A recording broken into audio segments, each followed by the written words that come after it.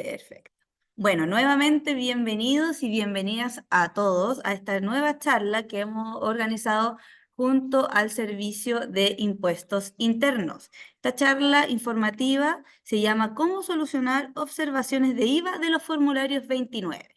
El propósito de este webinar, que hemos organizado, como les comenté, junto al Servicio de Impuestos Internos, es que el contribuyente, en este caso las empresas socias de Chileté, conozcan los aspectos principales que rodean el cruce tributario que se realiza a la declaración de IVA, o sea, el formulario 29. Esto es cómo se construye el registro de compras y ventas, el cruce tributario entre los documentos tributarios, las declaraciones y los registros y las observaciones de IVA más frecuentes. ¿Ya? Hoy nos acompañan Enrique Guajardo, quien es fiscalizador tributario de la Unidad de San Bernardo, junto a Marta Vergara, quien es fiscalizadora tributaria del grupo número 1 de fiscalización de la Unidad de San Bernardo. Así que los dejamos con ustedes. Ahí tengo entendido, Enrique, vas a partir tú con la presentación. Así es. Ahí, antes que parte, Enrique, cualquier cosa, las consultas las pueden ir realizando mediante el chat y al finalizar la presentación las vamos a leer. También invitado a prender su cámara, su micrófono, para que también las puedan realizar por ustedes mismos si así gustan. Así que adelante, Enrique, ahora sí. Ya, Josefina, muchas gracias. Primero que todo, muy buenos días. Como decía Josefina, junto a Marta, ambos somos fiscalizadores tributarios de acá a la Unidad de San Bernardo y el día de hoy la idea es que conversemos sobre las principales observaciones de IVA en las declaraciones de formulario 29. Ya, le damos la cordial bienvenida a todos los asociados a este convenio celebrado entre el Servicio de Impuesto Interno y Chiletec.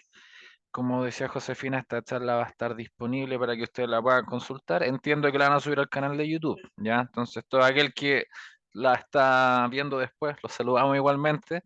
La idea es que los que están presentes en este momento vayan dejando sus preguntas, que sea algo que sea un poco más conversado, más que algo radiante plano. Siéntanse libres en las consultas, no necesariamente vamos a tener la respuesta a todos, lo que no tengamos respuesta los podemos remitir pues, de forma posterior, igualmente a través de la casilla de contacto que tenemos con Chiletec, ¿ya?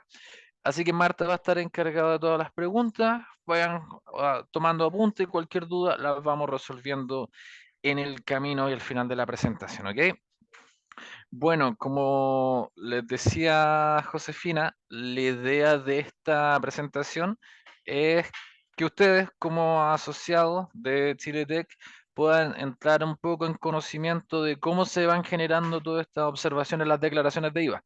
Ya bien sabemos que de repente entramos el contribuyente a revisar cada una de las declaraciones en esta vista general que aparecen de todos los meses y aparecen algunas con algunos símbolos, algunas marcadas en amarillo, algunas que están con la letra I y entramos a revisar y aparecen unas observaciones. Entonces la idea es que nosotros entendamos cómo el servicio determina estas observaciones, ¿ya?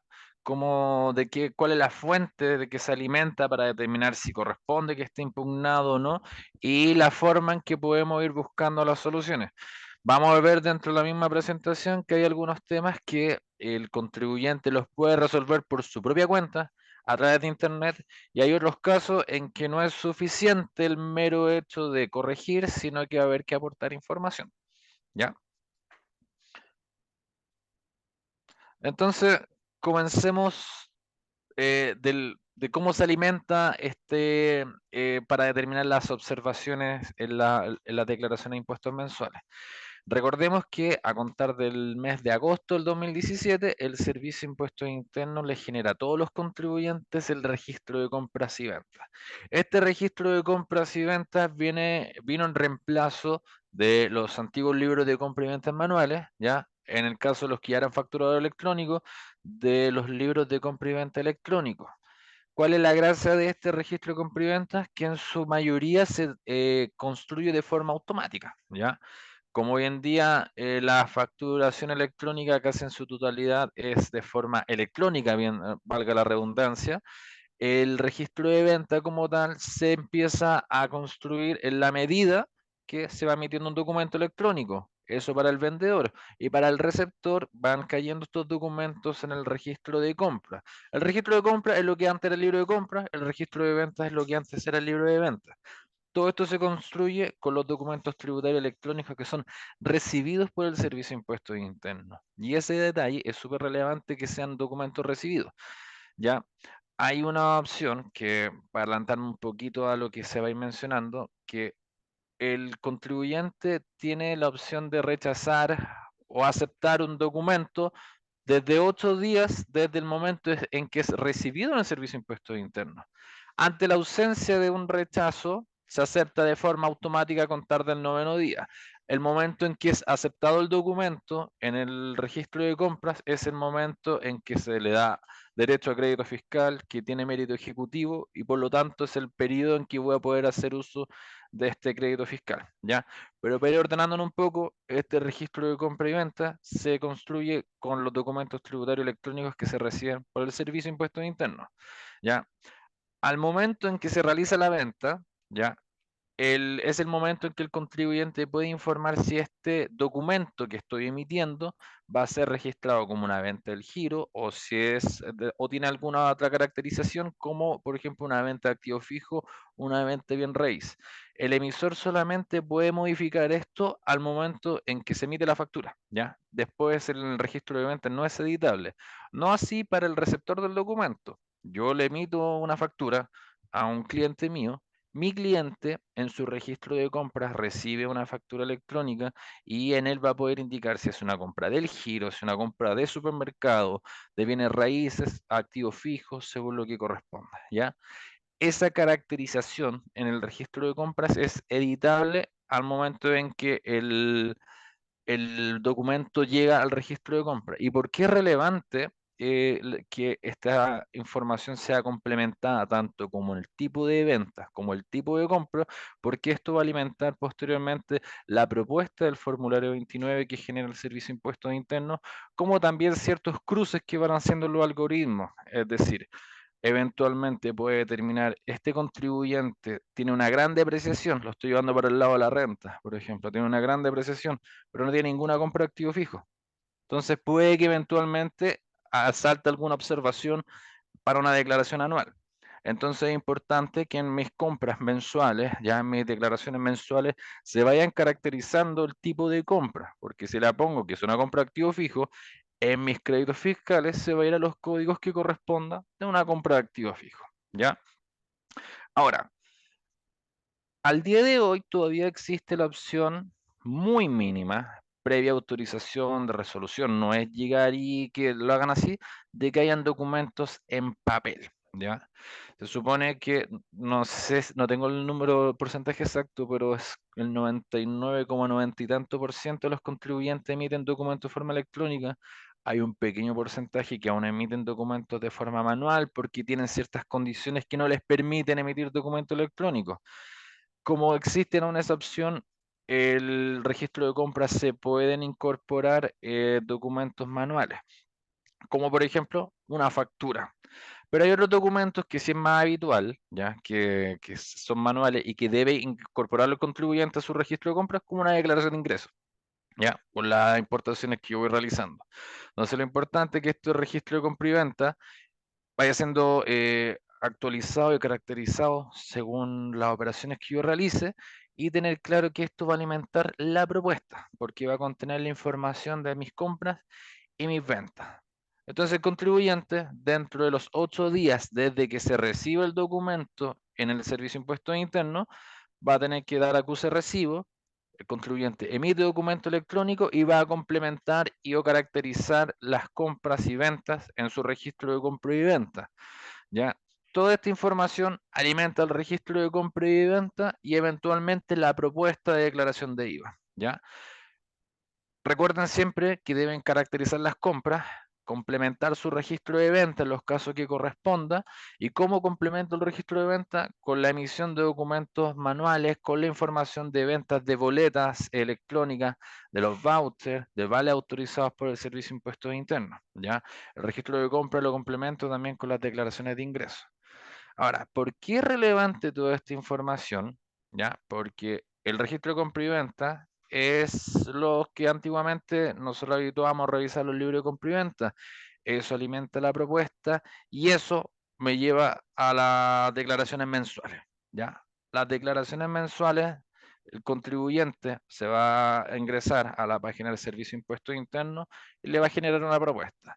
Esta propuesta, si una vez declarada, es propuesta como tal, ¿ya? Es editable. Si hay información que el contribuyente nota que falta o bien está errónea a como la presentó, la puede editar. Pero eso alimenta la declaración y posteriormente vienen todas las observaciones de declaraciones de impuestos, porque el servicio va a tomar el registro comprobante por un lado versus lo que declaró y ahí empiezan a aparecer todas estas observaciones. Y las observaciones en mis declaraciones mensuales pueden ser desde un índole de cuadraturas, que pueden ser directamente una diferencia entre el formulario 29 y el registro de compra y venta, un remanente que ha sido mal arrastrado, que ha sido mal traspasado de un periodo a otro, o también otras observaciones que requieren un análisis. ¿Qué tipo de información puede ser esa, por ejemplo, que el Servicio de Impuestos Internos les solicite que acrediten el pago de alguna factura a proveedor? ¿Ya? Porque si bien el documento como tal existe en el registro de compra, se utiliza el mismo crédito que está informado como tal, pero el servicio tiene ciertas alertas de que quizás estas transacciones pueden haber sido realizadas con proveedores que tienen alguna situación irregular, por lo cual se les solicita que nos aporten algún tipo de información.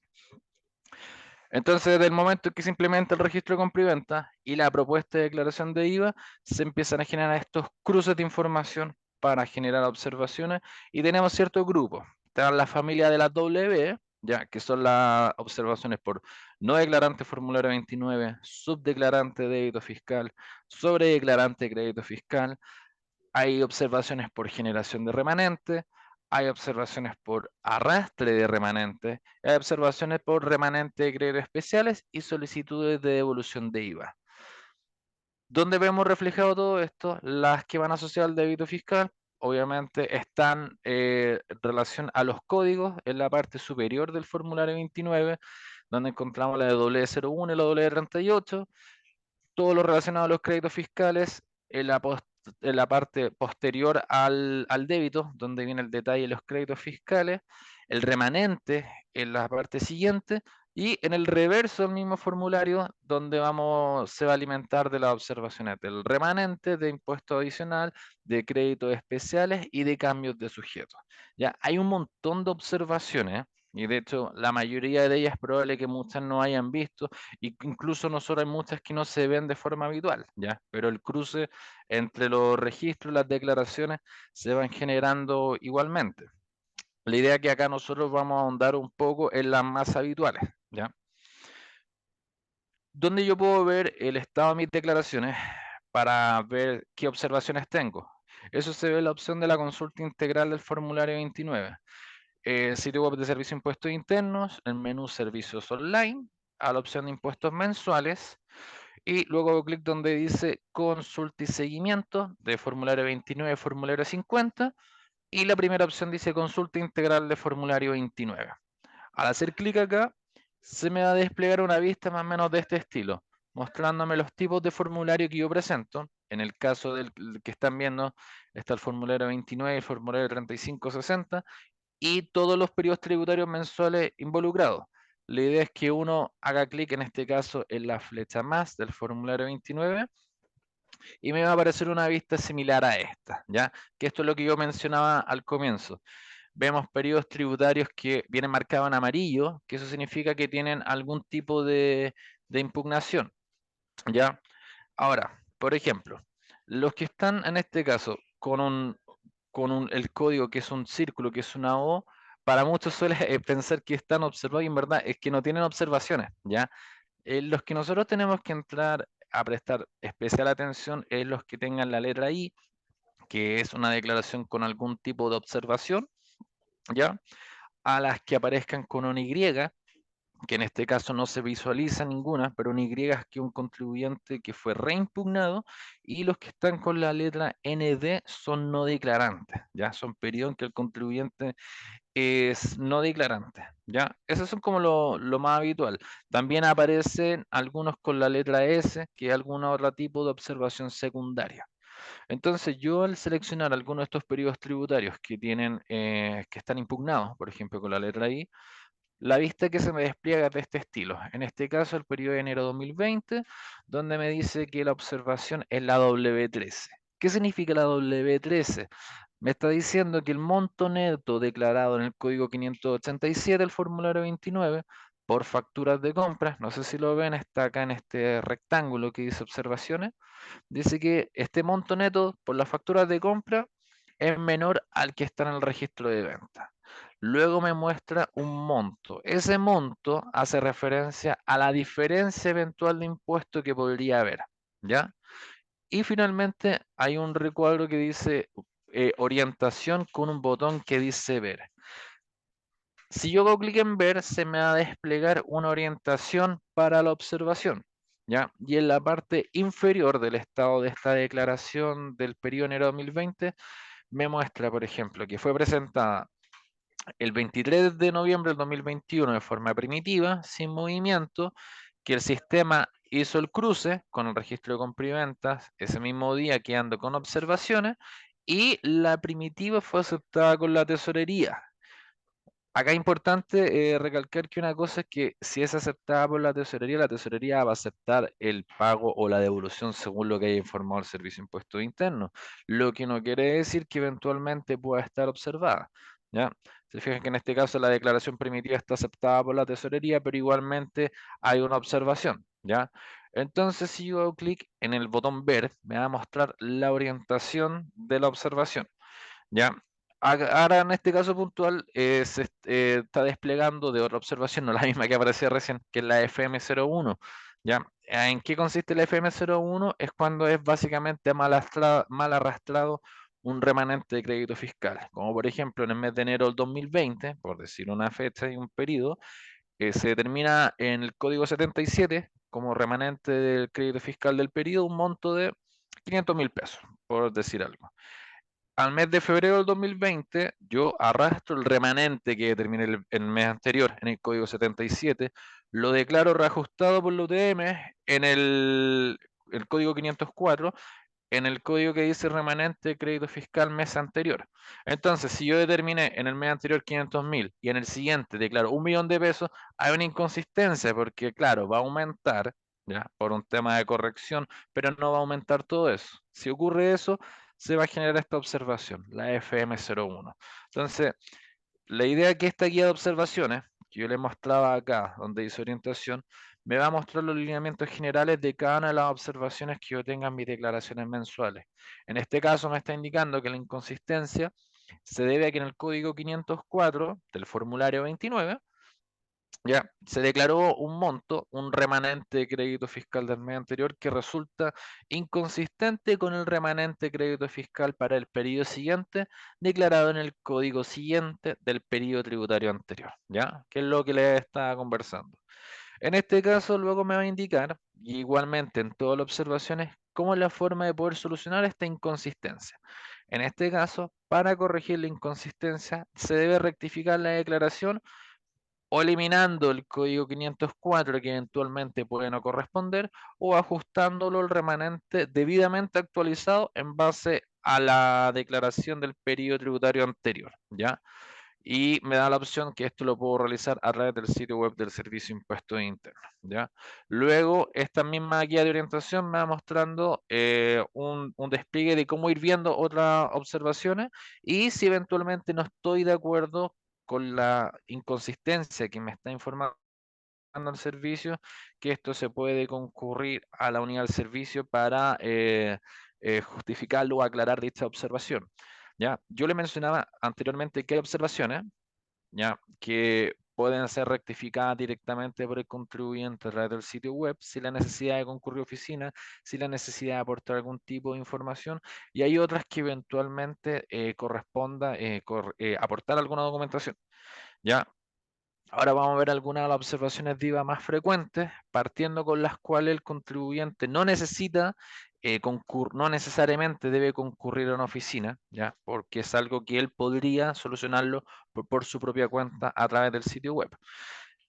Una de las más habituales, si es que no es la más habitual, es la W01. La W01 básicamente me indica que el débito fiscal, ya, que está declarando el contribuyente en su formulario 29 es menor al que está en el registro de ventas. ¿Qué quiere decir eso? Que si yo voy a revisar el registro de ventas del contribuyente, me indica que él ha hecho una cantidad X de ventas por 800.000 pesos en IVA, ¿ya? Y si yo supongamos que es solo por factura electrónica, ¿ya? 800.000 pesos por IVA asociado a factura electrónica emitida. Si yo reviso mi declaración mensual y me voy en este caso al código 502 y declaré 500.000 pesos, se va a generar esta observación porque estoy subdeclarando el débito fiscal, ¿ya? Esa es una opción. Otra opción del por cual se puede generar esta observación es cuando el contribuyente es no declarante, directamente habiendo habido venta en ese periodo. Por lo tanto, el servicio, como tiene el registro de venta, la información de las ventas que realizó, el contribuyente, o sea, el servicio puede hacer el cruce de que es no declarante, por lo tanto está subdeclarando el débito y ese periodo mantendría esa observación dentro de nuestro sistema. ¿Ya? Si el contribuyente es subdeclarante, ¿qué es lo que debe hacer? Verificar el registro de venta, compararlo con lo declarado en su formulario 29 y rectificar por lo no declarado por Internet. Eventualmente, en el caso de que el contribuyente en la diferencia de impuesto a pagar sea un monto que él en ese momento no pudiera abordar, siempre está la opción de, a través de petición administrativa, solicitar que se rectifique un formulario 29 aportando los antecedentes de modo tal que se le emitan giros para con ellos poder hacer algún tipo de convenio con la tesorería. Otro motivo por el cual también se genera esta observación es en el caso de los que emiten boleta electrónica de venta y servicio. Como bien sabemos, la boleta electrónica de venta y servicio, el contribuyente tiene la obligación de informar al Servicio de Impuestos Internos el modelo de emisión. ¿Qué significa eso? Que el contribuyente, esto es todo a través del sitio web, ya una opción súper simple de servicio online, boleta electrónica. El modelo de emisión solamente indica en que el contribuyente debe decir que yo voy a emitir boleta, mi boleta electrónica, a todo evento o solamente en ciertas situaciones. ¿Cómo eso es la práctica? Sabemos bien que el voucher reemplaza la boleta, ¿ya? Entonces hay contribuyentes que igualmente emiten la boleta cuando le emiten el voucher, ¿ya? Entonces en ese caso el modelo de emisión se dice que va a emitir boleta a todo evento. O bien, si emiten el voucher, no voy a emitir boleta. Entonces solamente se emitiría la boleta cuando, por ejemplo, me hagan un pago en efectivo o una transferencia electrónica, ¿ya? ¿Qué ocurre? Que los proveedores de Redcompra, Getnet, todos los que prestan estos software para emitir boleta electrónica, esa información se la entregan al Servicio de Impuestos Internos, ¿ya? Entonces va a llegar al registro de venta, el servicio va a saber que, por ejemplo, emitió boletas, 100 boletas, ¿ya? Y hay 150 comprobantes y puede existir una duplicidad de información ahí, si es que el contribuyente no informó el modelo de emisión, ¿ya? ¿Qué quiere decir eso? Que el servicio va a asociar, oiga, hay 100 boletas electrónicas y también hay 150 vouchers, entonces puede que haya información duplicada y decir, ok, acá hay una subdeclaración de débito fiscal. ¿Cómo se soluciona eso? El contribuyente debe informar el modelo de emisión y indicar cuándo va a emitir boleta electrónica y cuándo no, ¿ya? Y eso se hace todo a través del sitio web. Por esa situación también puede generarse esta observación de la W01. Permiso.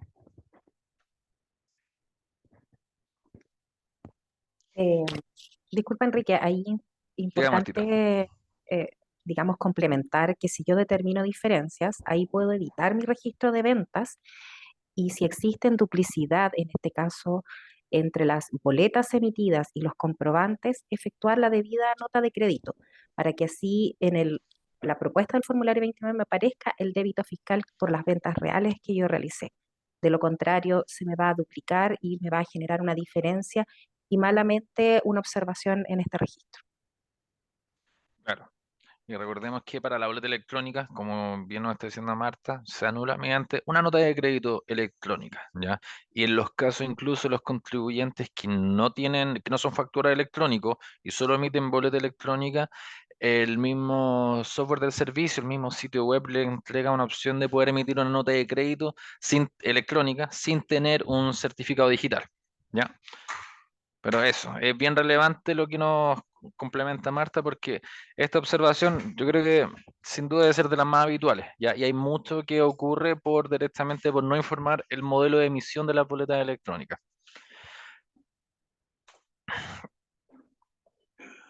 Hay otra situación que también se genera esta observación, por ejemplo, cuando la subdeclaración dice puede aparecer por una inconsistencia en el registro de venta, por ejemplo, en que no se han registrado las liquidaciones facturas. Recordemos que existen contribuyentes que trabajan en base a consignación. ¿Qué significa eso? Que yo vendo a nombre de otro. El caso más habitual, las estaciones de servicio.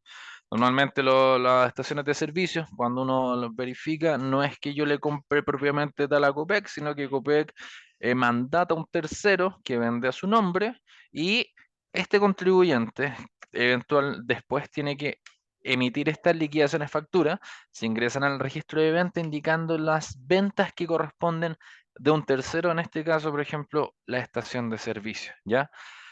La particularidad de esto que para ingresar a esta opción es solamente a través de carga masiva de documentos. Se ingresa un archivo plano tipo el .csv y eso va a complementar el registro de ventas con la información de la liquidación factura, ¿ya? Otra observación también que es muy habitual es la W08. ¿Qué es la W08? La descripción dice que es el IVA crédito fiscal, en el caso que el IVA crédito fiscal que haya sido declarado por el contribuyente en su formulario 29 asociado a las facturas que soportan créditos es mayor al IVA crédito fiscal de mi registro de compras. ¿Qué significa eso en la práctica? Yo en mi declaración formulario 29 declaré que tenía 1.000.000 de pesos con derecho a crédito fiscal y en mi registro de compra y venta solamente hay 400.000 pesos. Cuando se da esa situación, yo estoy sobredeclarando el crédito fiscal y me va a aparecer esta observación. ¿Ya? ¿Cómo solucionarlo? La idea es revisar la correcta utilización del crédito fiscal del giro, verificar la información del registro de compra y venta, los documentos tributarios electrónicos recibidos, la información que está en el registro como tal, y cruzarlo con lo que yo declaré en el formulario 29. Esto es una observación que también puede ser solucionada a distancia. El contribuyente puede rectificar su formulario. Si hay una diferencia de impuesto a pagar, en el mismo momento la puede enterar en arcas fiscales por los montos no registrados en su libre de compra. Si se da la opción de que eventualmente, en el mismo ejemplo que les mencionaba recién de la subdeclaración de débito, que no tenga los fondos para poder pagarlo, se puede, mediante petición administrativa, solicitar rectificar el periodo de modo tal de que se le emitan giros para poder hacer algún convenio con la tesorería. ¿Ya? Entonces, por un lado tenemos la subdeclaración del débito, cuando pagamos menos débito del que correspondía. Por otro lado tenemos la sobredeclaración del crédito, que utilizamos más crédito fiscal del que nos correspondía. Tenemos esta otra observación que es la W10, que es básicamente en que yo no rebajé todo el crédito fiscal que debería rebajar por notas de crédito recibidas. Ya hay algunos casos en que el contribuyente realiza compras a algún tercero, a su proveedor, recibe su factura electrónica. Posteriormente, le emiten nota de crédito por el motivo que corresponda y no me corresponde ya utilizar todo ese crédito fiscal, pero si yo lo sigo utilizando en su totalidad, se va a generar esta observación. ¿Cómo se soluciona? Igualmente que la anterior, verifico en el registro de compra que existan documentos tributarios electrónicos válidos, ¿ya? Los montos asociados a ellos, si yo complementé el registro de compra, ¿ya? Y si existe alguna diferencia propiamente tal, debo rectificar el formulario 29, efectuando la rectificatoria a través del sitio web y si no, solicitando el giro a través de una petición administrativa para que se ajuste el crédito fiscal que corresponde utilizar en el periodo. Otra observación que ya no es del mismo estilo que las anteriores, porque todas las anteriores bastaba con la información que tenía el contribuyente, ¿ya? Hay una observación que se da mucho también, que es la W39. ¿Qué dice la W39? Es una observación precautoria, ¿ya? Dice control precautorio a contribuyentes que realizan compras a proveedores con situación tributaria irregular, ¿ya? Básicamente indica que le compré a un proveedor, ¿ya? Le pagué como tal, me emitió la factura y el servicio tiene información de que este proveedor puede estar realizando algún tipo de operaciones irregulares, ¿ya? Y que pueden estar siendo calificados como un emisor agresivo, lo que podría implicar una mala utilización del crédito fiscal si dichas operaciones no cumplen con los requisitos legales. ¿Cuáles son los requisitos legales? ¿Cuál es el resguardo para mí como que yo le estoy comprando a mi proveedor? Lo que indica el artículo 23, número 5 de la ley del IVA, ¿ya? Yo mis compras las debo respaldar a través del pago con cheque, con transferencia electrónica, con vale vista, con un depósito, ya como tal. Y esto debe ser nominativo a la cuenta corriente, en caso de transferencia del, en la cuenta corriente del proveedor, ¿ya? Y en caso de los cheques deben estar indicados las facturas asociadas que se está pagando, ¿ya? Esta observación como tal no es, salvo que yo elimine el crédito fiscal, no es rectificable directamente. Si yo quiero acreditar el pago, voy a tener que aportar información al Servicio de Impuestos Internos para que se justifique esta observación, o bien, si no tengo cómo justificarla, que se pueda rectificar. ¿Ya? Enrique, disculpa, Dígame. ahí acotar también de que uno de los ítems que es importante acreditar, además del pago, es la efectividad de la adquisición del producto o del servicio, que es un punto que no muchos contribuyentes lo toman y cuando vienen digamos, a solicitar la acreditación de este crédito, solo aportan el pago. Importante ahí leer todos los antecedentes que indica el 23 número 5 como es la acreditación de la adquisición del producto, ya sea Claro, con ya, órdenes de compra, en respaldos de correos en que realmente se está adquiriendo el producto como tal. claro, porque acá, de hecho, hay muchos contribuyentes que muchas veces dicen, oye, pero la factura está en el sistema. Lo que pasa es Ujú. que hay cosas que han ido cambiando con el tiempo. Antiguamente nos acostumbramos a que, por ejemplo, un contribuyente iba a una imprenta ya con su talonario de factura, la imprimía y después algunas de ellas se quedaban y les daban mal uso. Entonces, antiguamente se da mucho la situación de facturas materialmente falsas, sino que el documento nunca fue timbrado por el Servicio de Impuestos Internos. Estas facturas, si uno las consulta, sí, existen, pero el servicio o el bien que fue supuestamente brindado o fue entregado no necesariamente existió y no necesariamente existió por esos montos. Entonces, ¿qué se termina dando acá? Son facturas ideológicamente falsas. Entonces, tenemos que acreditar la efectividad de la operación y también el pago como tal. Sí, muchas gracias, Marta, por eso, por complementar ese punto bien relevante, ¿ya? Y la última observación que pusimos acá en la presentación, como de las que se dan de forma más frecuente, en relación al remanente del crédito fiscal, que ya se la adelanté un poco en una lámina anterior. Pero acá ya lo vemos más gráficamente. En la parte de más abajo, en la línea 48 del Código 77, dice remanente de crédito fiscal para el periodo siguiente. En el periodo 1, yo determino un remanente que va en este código, y en el periodo 2, en el código 504, que está un poco más arriba, se declara el remanente del crédito fiscal mes anterior. Si el remanente que yo declaro en el código 504 es inconsistente con el 77 del mes anterior, se va a generar esta observación, la FM01, ¿ya? Que no es más que nos indica que simplemente la observación como tal me está diciendo, ojo, usted terminó un remanente en el mes anterior que dice tanto y en verdad ahora está utilizando uno distinto, ¿ya? Por lo tanto, ahí hay que entrar a corregir y ajustar el remanente debidamente actualizado en base a lo que fue declarado en el periodo anterior.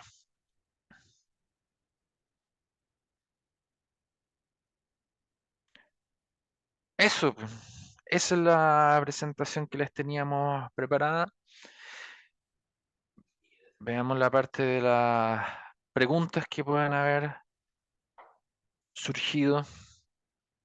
Muchas gracias, Enrique. Muy claro todo.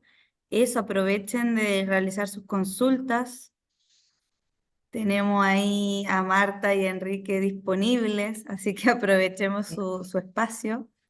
Comentarles que en el chat dejé la normativa más relevante con respecto a lo que es el registro de compras y ventas y las diferencias que se determinan en las ventas, digamos así, para que puedan consultar si tienen alguna duda y instarlos a que si tienen alguna duda en particular la hagan en este momento, digamos que para poder resolver. Exacto. También les recuerdo que los socios de Chiletec tienen una casilla de correo exclusiva para realizar sus consultas.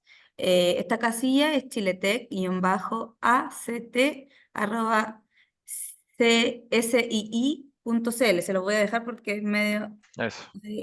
difícil, como es fácil, pero cuando uno lo nombra es más complicado. Esa es la casilla exclusiva. Bueno, igual se los vamos a mandar con el recordatorio.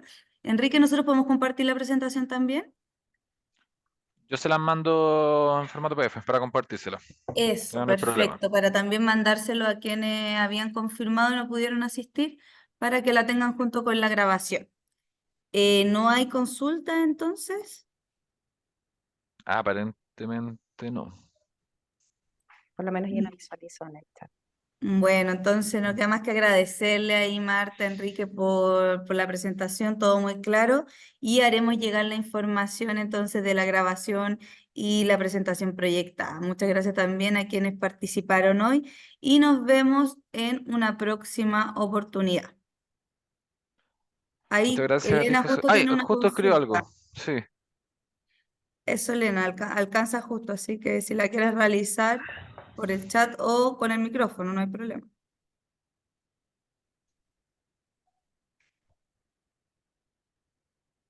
Igualmente Ahí sí, como... ahora sí, perdón. Sí, es más fácil por el micrófono. Sí, ahí te escuchamos clarito. Sí, que solo tengo una duda respecto a que nunca me ha quedado bien clara, es respecto al IVA crédito que viene en las facturas de proveedores extranjeros. Porque hoy día se está dando mucho que los proveedores extranjeros están usando unos e-commerce y estos e-commerce, el proveedor extranjero lo emite la factura sin IVA, pero sin embargo estos e-commerce aplican un IVA. Entonces, ¿qué pasa con con estos IVAs? Que finalmente uno tira todo a gasto nomás, no se aprovecha ese IVA a crédito. Y generalmente es porque el monto en general a veces no es muy alto, entonces uno asume el gasto por el total. A Consulta ver. ahí, Elena, ¿es cuando es importación directa o a través de un agente de aduana? Directa, Ya, porque tengo entendido que cuando es la importación directa, ese e-commerce no da derecho a crédito fiscal porque no es un documento que está normado dentro de la legislación chilena. claro. Que Porque cuando generalmente es, son por suscripciones, por ejemplo, son intangibles. Entonces claro, ahí no son, es, como no le da indicaba, son derecho, montos muy pequeños. no da derecho a crédito fiscal, porque no es, Ok, digamos, no es un documento normado dentro de la legislación chilena. Por eso es que en este caso, cuando es una cierta cantidad de dólares, digamos, se transa a través de un agente de aduana, que es él el quien otorga el crédito fiscal por respecto a la transacción. ok, de Y por acuerdo, eso es que se perfecto. asume todo el gasto. Exactamente. Ok, eso era puntualmente. El resto sí, muy claro. Muchas gracias. No, gracias a ti. No, Gracias a ti, gracias. Elena. Gracias, Elena. Bueno, también les compartí que el próximo webinar que tenemos junto al Servicio de Impuesto Interno es el martes 23 de julio a la misma hora, 10:30, sobre el concepto de gasto tributario y la ley 21.210. ¿Ya? Así que si ya no hay más consulta, nos vemos hasta el próximo martes 23, ¿ya? En esa oportunidad. Que estén muy bien y muchas gracias nuevamente, Marta y Enrique. Chao. Muchas gracias a todos. Chao, que No, estés muchas muy Que gracias tengan a bien. un buen todos. día. Hasta luego, que esté muy bien. Cuídense, nos vemos. Chao, Camila. Chao, Claudia.